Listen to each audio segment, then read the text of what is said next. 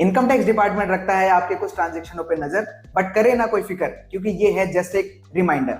आइए जानते हैं कुछ स्पेसिफिक ट्रांजेक्शन जिनके ऊपर डिपार्टमेंट हमारे व्यू करता है, नजर रखता है। नंबर 1, अगर मैंने कोई सेविंग अकाउंट के अंदर 10 लाख से ज्यादा कैश डिपॉजिट कराया, या फिर करंट अकाउंट के अंदर 50 लाख से ज्यादा कैश डिपॉजिट कराया, मैंने क्रेडिट कार्ड्स के पेमेंट करे 1 लाख से ज्यादा वन टाइम के अंदर, या 10 लाख पूरे साल के ज्यादा, अगर मैंने फॉरेन ट्रेवल एक्सपेंसेस पे खर्चा करा, अगर मैंने कोई प्रॉपर्टी बेची या खरीदी 30 लाख से ज्यादा की, अगर मैंने इन्वेस्टमेंट करा म्यूचुअल फंड या फिर एफडीआर के अंदर 10 लाख से एक्सीड। तो ये कुछ हमारे ट्रांजैक्शन की लिस्ट है जिनके ऊपर डिपार्टमेंट हमारा नजर रखता है।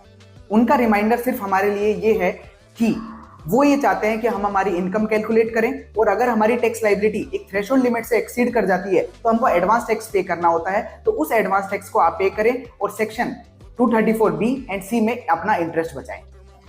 लेकिन ये एडवांस टैक्स होता क्या है? एडवांस टैक्स में आपको बताता हूं क्या होता है। आपकी टोटल इनकम जो भी आपके पूरे ईयर के अंदर आपने अर्न करी है, उसके ऊपर टैक्स लायबिलिटी जितनी भी बन रही है after all the prepaid taxes, जो अमाउंट हमारा कैलकुलेट होके आया वो हमको 15 मार्च तक भी, याद रखिए 15th ऑफ मार्च जो कि हमारी कल ही है, वहां तक अपन को 100% टैक्स पे कर देना है डिपार्टमेंट को टेंटेटिव बेसिस के ऊपर, जिससे कि हमारा interest under section 234B and 234C से बच सके।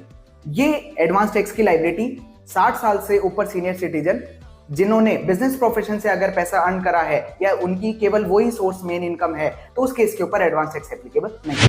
अगर आपकी कोई भी क्वेरीज है तो उस इंस्टा पे या फिर यूट्यूब के थ्रू आप कमेंट कर सकते हैं, एंड फॉलो करें द CA डेस्क।